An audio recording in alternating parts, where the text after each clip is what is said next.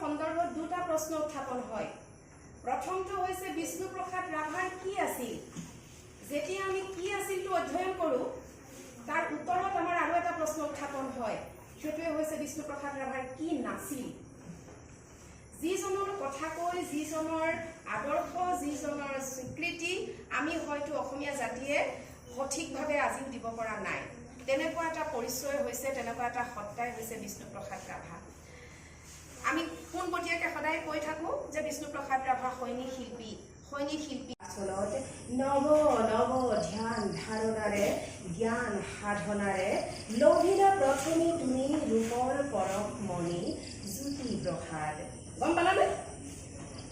কৰিলা বিদুৰ এই পৃথিৱীৰ যত মানে জীৰ্ণ অৱসাদ, তবু সিদ্ধ হৈ তুমি সুন্দৰৰ সুন্দৰক চুমি ছটিয়াই সুন্দৰৰ ৰেণুগুৰি ধুলি ৰূপৰ পৰশ মেলি উজলাৰা নিচলা অসম ভূমি মহাভাৰতত জংগমশীল বৈশ্যানৰ জগতৰ তুমি যে কৰিলা এই অসমী ৰূপহী ফুলালা দেখো নিজ কপালত ৰূপ ৰস হোৱা হাঁহি।